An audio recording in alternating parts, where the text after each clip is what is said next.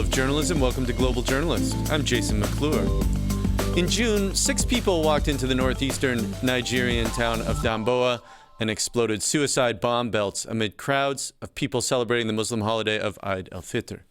As groups gathered around the injured and dead, insurgents from the Boko Haram rebel group fired rocket-propelled grenades at them. In total, 31 people were left dead. What's particularly horrifying about this attack isn't just the death toll, but that all 6 suicide bombers that day were young girls, likely between the ages of 7 and 10. And that's according to the French news agency AFP. In fact, over the past 2 years, Boko Haram has used nearly 200 children as suicide bombers. Now, Boko Haram is hardly alone in the use of children as combatants. Indeed, thousands of children have been used as soldiers in at least 18 countries around the world in the past 2 years. That's according to research by the group Child Soldiers International. For the children who survive, the trauma of war can have long-lasting impacts. On this edition of Global Journalist, we're going to hear about how 2 aid groups are trying to address this issue in South Sudan and Uganda. But first, we're going to hear from 2 people who are former child soldiers themselves. Up first is Kabba Williams. Originally from Sierra Leone, he was abducted as a child by a rebel group called the Revolutionary United Front, or RUF, in the early 90s, and forced to fight in that country's brutal civil war. He's now an activist living in the United States, and he joins us today from Des Moines, Iowa. Kabba, welcome. Yeah, welcome to have me. Thank you. Well, let's start at the beginning. So back in 1991, you were 7 years old when you became a soldier. Tell us how you were first taken by the RUF and trained to fight. Actually, I was around the age of 6 to 7 when I was captured. I was living with my mom. My mom is a single mom. I lost my dad at a very tender age. So I could not, my mom and, my uncle saw that education is a luxury and they could not able to provide me to further my education. Instead, I was living with them. Living with them when the war started in Sierra Leone in 1991. So I was doing my normal trading when one day when I was returning home, I noticed that people were fleeing, carrying their loads, and I came to the town and I was captured by the Revolutionary United Front. I fought for them for a couple of months. I escaped. And if I could just back you up here, so you were captured by the RUF. How did they train you? How did they teach a 6 or 7-year-old how to go to war? Well, first of all, because during that time, the wealth of the country was not distributed to the people. So people were a little bit, anger, people were a little bit grievous about the status quo of the country. So when I was captured, one of the things that they told us that we will have the opportunity to go to school, because during that time, the government at that time said that education is a privilege, it's not a right. So most of us whose parents were not financially strong, who does not have the opportunity, to send us to school, their children, including myself, we are left behind. So when we are captured, and I was among a group of other children that we are captured, we were drugged, we were brainwashed, and they are fighting for us so that the wealth of the country can be distributed equally to the people. And secondly, I was drugged and I was given a war training to fight. And that was my first educational training I got as a child instead of going to school. And Kabba, my understanding is the RUF, it was notorious for committing atrocities during the Sierra Leonean civil war that included murdering civilians, mutilating people. There was this short sleeves, long sleeves practice of amputating people's arms. Were the child soldiers, were they shielded? Were they protected from these sorts of things? Well, actually, we were used as human shield instead of being protected. The people that's supposed to protect us, they are the ones who were forcing us from our homes, from our schools, from hospitals, from our hiding places, who forced us to fight a cause that we could not understand. And we did nothing to cause. So these were the people who were using us as human shield to go to the war front. They use us as spy. They use us to carry heavy loads. They use us to carry loot items. They use us in various capacity. So it's like I haven't been with them and haven't seen the atrocities being committed by them on children, and I decided to escape. I escaped. I fought with them about 6 months. I escaped, recaptured by the government troop. And I was captured by the government troop because I came from a war zone. I'm sorry, and so you said you were fighting with the RUF, with the rebels, you escaped, you were captured by government troops. As I understand it, you fought with the government for about 2 years when you were 8, 9 years old before eventually it sounds like you were rescued. Yes, definitely. I was captured by the government troop. I worked and I stayed with the government troop for about 2 to 3 years. I fought with them. Then after which I was eventually rescued by UNICEF. I was disarmed and demobilized by UNICEF Sierra Leone, who came into my rescue, and many of us, and I started my reintegration at the SOS Children's Village, an orphanage home that's taking care of destitute, abandoned, and parentless children. And that's where I started my reintegration. And Kabba, if you would tell us about this reintegration process. So from 6 to 9, you were in the midst, you were a participant in this very brutal civil war, took part in all kinds of traumatic, violent events. Then all of a sudden you're in this orphanage home in Sierra Leone, the SOS Rescue Center. How was the reintegration process there? How did you go about reintegrating into society? Well, reintegration simply means to return to normal life. But my life was not that normal after the reintegration because the duration was very short. It's like 6 months was too short where I was first located.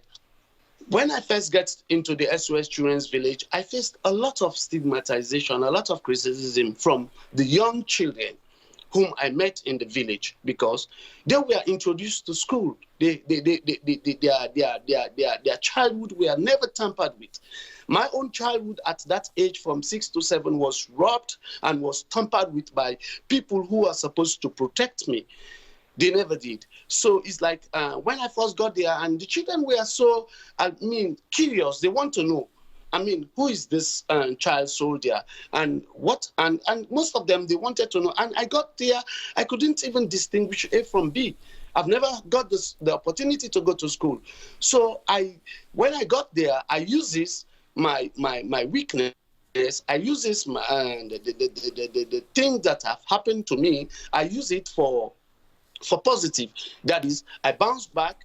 I try to, concentrate on the and rehabilitating myself. That is through education and through the counseling I was having in that company. And Kabba, I'm sorry, we're just out of time, but it sounds like you've been very successful in bouncing back, giving all the trauma that you went through at that early age. And thank you so much for taking the time to join us today. Thank you for having me. You're tuned into Global Journalist. On today's show, we're talking about child soldiers around the world. In 2014, the UN launched a major campaign to end the use of child soldiers. 4 years later, thousands are still fighting in conflicts across 18 countries, mainly in sub-Saharan Africa. We just spoke with Kabba Williams, a former child soldier in Sierra Leone. Next, we're going to bring in Jemal Damtawe. He was born in Ethiopia and was forced to fight in that country's civil war at age 15 back in the 1980s. He later emigrated to Canada, and he joins us now from Vancouver, where he's an outreach worker at the Union Gospel Mission Homeless Shelter. He also recently published a memoir called Forced Paths, Ordered Steps, When Our Addiction Meets Jesus, about his life, struggles with substance abuse, and homelessness as an adult. Jemal, welcome. Welcome. Thank you. Catch us up quickly, if you would. As I mentioned, you were born in Ethiopia, and at age 15, you were forced to fight in the war. How did that come about? I born in Ethiopia in Asab, a small town that's Eritrea, and civil war is just started. It's 1974, the end in 1991. But when I was 15, we go to school, and the war was getting very closer. It's very hard war, and me and our couple friends, when we go to school, and military show up, it just forced us to go to military, to go in a van, and they take us to the military camp to train. And then we got training for a couple of months, probably 3-4 months, how to use a gun, how to shoot, and just be in the war for 2 years. And you sounds like you were sent right to the front lines, and witnessed some very violent events. Yep, that's true. Because they don't have any time. The war is getting closer, and I'm from Eritrea, but I'm fighting from Ethiopia. So I'm just fighting with all my brothers and friends. This civil war. So for me, trauma is worst because I don't want to be fight against all my friends.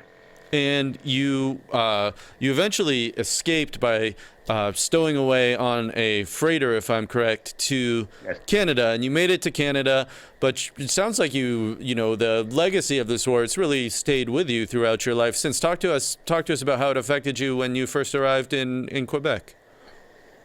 And when I was in Quebec in 1989, it was cold. It was fine for a while, and I meet the girls who get married, and I have a restaurant to me and her, and the life was a little bit getting better because I'm drinking, I can't sleep, and then all nightmares coming up all over again. So I feel like I'm already in the zone. I'm already in the military. It's not easy way, like when killing somebody and just walk away. It's all in the war is everything. I can't sleep. Is all I dream is about the wars, about everything what I did in the past. And then you take me like to drink and using drug. That's about it. So it sounds like you struggled with addiction then, in part because of these very violent events that you saw and witnessed. And you ended up, correct me if I'm wrong, you ended up leaving your wife and child in Quebec and moving to the United States for a time. Talk to us about that period. That's right. My daughter, she was 3 years old when I was at Montreal. And my wife, she just I've been drinking too much. I have a lot of nightmares. Like I'm totally different person. I don't know how to ask help. For me, drinking is just by nightmares, stop by focusing what is in the past.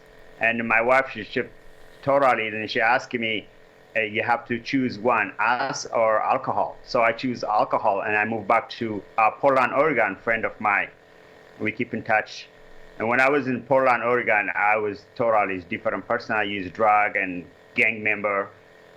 And 10 years I've been in the States. My life was upside down. Okay, so you mentioned your life was upside down. You were in the U.S. for 10 years, were in a gang in Portland, Oregon. Eventually you moved to Vancouver, where I understand you were homeless for a time, living on the streets, addicted to alcohol, addicted to drugs. How did you turn your life around? For me, when I was in the States, I have a few friends overdosed, my best friend. So I left Vancouver. I left Portland, Oregon because of what I did in the past. And I got shot twice. There's so much trauma it was in Portland, Oregon. So I came back to Vancouver, and then I ended up being homeless and sleeping under the bridge. I don't know anybody. It just like surviving. Whatever I can find and drink and use drug. And so how did you find your way out of that life then? Well, somebody he told me about Union Gospel Mission, and I was hungry, so I go and Union Gospel Mission for food and shelter. This is a homeless shelter in Vancouver. Vancouver. Me about drug. Yes, and people they told me about they have a drug and alcohol program at Union Gospel Mission. So I signed up for a drug and alcohol program. It was so hard for me that time, but people encouraged me. I do a lot of counseling, and so I just faced my trauma in the past. That's why I love to working at Union Gospel Mission. I like to help people because I know a lot of people are still struggling what I used to struggle before. Well, Jemal Damtawe, thanks so much for taking the time to join us. You're welcome. This is Global Journalist. I'm Jason McClure. On today's program, we're talking about the use of child soldiers around the world, in conflicts from Central Africa to Afghanistan. If you're interested in more global journalists, check us out online at globaljournalist.org. There you can find our archives and additional coverage of underreported international news and human rights issues. You can also like us on Facebook, where we live stream, follow us on Twitter, subscribe to the podcast on iTunes, or see our videocast on YouTube. With us now is Grace Arach. She's the director of a Ugandan organization called the Foundation for Women Affected by Conflicts. She's traveling now and joins us from the town of Antigonish in Nova Scotia, Canada. Grace, welcome. Thank you very much. And also with us is Shelly Whitman. She's the executive director of the Romeo Dallaire Child Soldiers Initiative, a group that recently launched an effort to stop the recruitment of child soldiers in South Sudan, one of the countries where the use of child soldiers is most prevalent. Shelly, welcome. Thank you. Well, Shelly, if I could start with you, your organization is working to prevent child soldier recruitment. I mean, talk to us first, how is it that child soldiers give armed groups a strategic advantage? Like, why would a militia commander want to recruit children as soldiers? Yeah, so first of all, we want to make the understanding that that's the perception that a lot of armed groups and armed forces have, that using children can be a strategic and tactical advantage to them. The reasons why they think that is because in many of the areas in which children are recruited and used, there may be a plentiful number of children. They're cheaper to employ. They're viewed as expendable, but also children tend to be able to get into small spaces. They are also fast. They have better vision, better hearing. The other things that are also important to note is that children's sense of fear tends to be not well developed. And what I mean by that is they don't think of the long-term consequences of their actions. If any of us think about children we have in our lives, we know that they take risks without understanding that that might lead to something very life-threatening or dangerous. So those are some of the reasons why armed groups are using children, and certainly they manipulate young people around the world. But there are also other aspects that are related to the vulnerability of children as to why they can be recruited and used that have to be considered. Well, we'll come back to that in just a moment, but I want to bring in Grace Arach now. So you work with this organization, the Foundation for Women Affected by Conflicts in Uganda. And of course, in northern Uganda, there has been this rebel group, the Lord's Resistance Army, led by Joseph Kony, which is one of the most notorious sort of armed groups for its use of child soldiers. Tell us, if you would, just how the LRA recruits and uses child soldiers in Uganda. During the war, everyone gets their position to see how they can live in and survive in their community. And children are kidnapped, abducted, to cook for the rebel, to carry luggage, and then to be a spy. And some of them are used as sex slaves, especially the girls. Well, Shelly Whitman, you have done a lot of work right next door to northern Uganda in South Sudan. As I mentioned, this has one of the highest numbers of child soldiers anywhere in the world. And over the past couple of years, there have been some periodic releases of child soldiers there. But it sounds like what your group is trying to do is trying to discourage the recruitment of child soldiers among armed groups there. How do you go about doing that?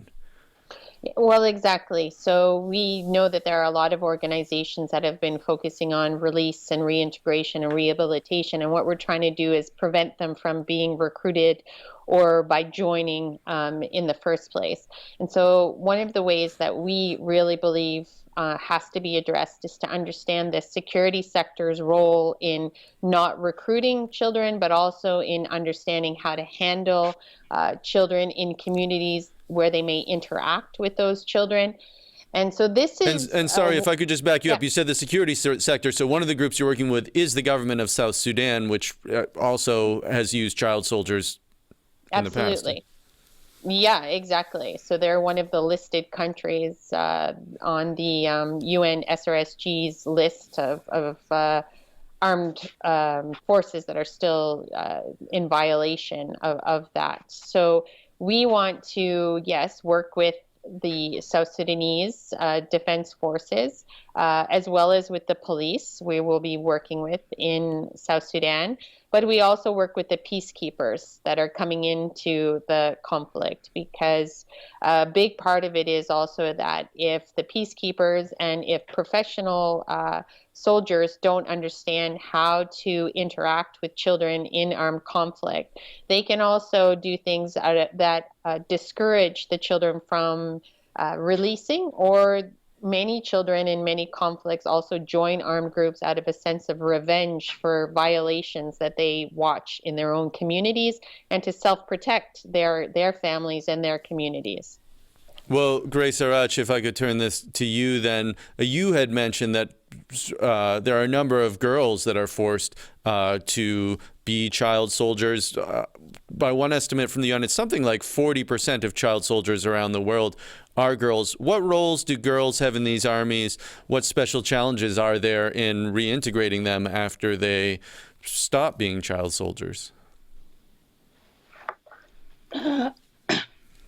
Girls are used as fighters also. Some people may think that when girls are abducted, they're taken just maybe as housewives, but also other than being wives of the rebels, some of them are used as fighters, and they go to battlefield to fight. Some of them are used to cook. Of course, they have to cook food for their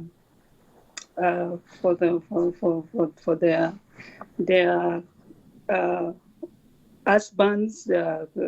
Like if I'm kidnapped or abducted, and I get to elope with a girl that I've abducted, then I turn her to be my wife. And then also, first of all, using women or girls as sex slaves whenever they want and whatever they want to do about it. Also as weapon of war, that if we maybe kidnap them or keep them under hostage in our hands, they will, or the government will respond to the needs that we demand from them. So those are some of the reasons why women or girls can also be taken. But then in the community, what we're doing as an organization to ensure that they get integrated is that we are involved in key thematic areas, that is psychosocial support, livelihood, and advocacy. And we think that this holistic approach can bring in some hope in these women who have returned. Because it sounds like girls face sort of a special stigma after having been child soldiers, especially if they were sex slaves or whatever, from the communities that they return to. Yeah, it's from the community basically, because by the time that they return from captivity, their lives start very well, but the long-term reintegration is a problem because they return with unwanted children born in captivity that are always not accepted by community, clan that they go into. And in the culture of Acholi, the northern part of Uganda, which has been affected highly by the war, the culture says that a child belongs to the father. And when these mothers come back with their children, and they cannot tell who is the father of their children or her child, the clan does not accept, because they feel they will not be responsible for any criminal offense committed by a child that cannot trace, whose background cannot be traced. And in a situation that they return and they need to get into another relationship, such kind of stigma keeps continuing, because any mistake they make, like any other human being can get into issues. They are always referred to their past of being abducted and having all those crazy behavior that society in most cases stigmatized them on. Well, Shelly Whitman, if I could turn this back to you. So you heard Grace Arach talking about some of the stigma faced by child soldiers in northern Uganda. We heard the stories of Jemal Damtawe and Kabba Williams as well in the 80s and 90s. Is there a sense that this problem is diminishing over time, or is it staying the same or getting worse globally? Well, it's a difficult question to answer because nobody has the accurate statistics on the exact number of children who have been used and recruited around the world. Any estimates that are out there are really just that, and they haven't been updated accurately because obtaining that information is very challenging to get. However, what we do see as progress and what is important is that we do have now an international framework, and we do have the SRSG's report that comes out every year, and we do have a monitoring and reporting mechanism that happens in countries. So this is a special report from the United Nations that is supposed to try to track this and track the prevalence of the use of child soldiers.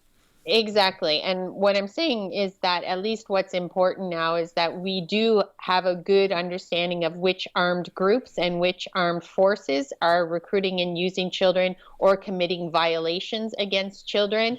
And that we have a calculation of that each year. And so while we don't know the exact number of children, we do have verified information to know who is committing these violations. And we then do have action plans and we do have processes in place to try to then deal with those situations. That's far from being a perfect context, but at least there is an accountability mechanism that now exists, and it does have a very powerful impact on those nations because there are many countries that recognize that politically and in terms of getting development and aid, that this is a problem for them. So as I speak about the work that we're doing in South Sudan, I can tell you that we just completed doing our first training there with 50 South Sudanese People's Defense Forces. They all understand the importance of how it looks to the international community to be on what's called this name and shame list. And so that's an entry point, a starting point, and that's where we have to keep pushing to also make countries around the world who are giving aid and assistance, like the United States, like Canada, like European nations, to make this an important part of how we negotiate and work with countries around the world. If this is an issue that those particular countries are not dealing with and are committing these violations, then we should really think carefully about whether or not we are providing assistance and aid, et cetera, and really use this opportunity to have a carrot and stick approach to making this a priority for us on the peace and security agenda. Well, Shelly, we're out of time for this edition of Global Journalist, a production of the Reynolds Journalism Institute at the Missouri School of Journalism and KBIA Mid-Missouri Public Radio. Many thanks to Kabba Williams, Jemal Damtawe, Grace Arach, and Shelly Whitman for joining us. Our assistant producers this week are Niki Braham and Madison Conte. Edom Kassaye is our supervising producer. Maggie Duncan is visual editor. Aaron Hay is audio engineer. Travis McMillan is director. For all of us at Global Journalist, I'm Jason McClure. Thanks for tuning in.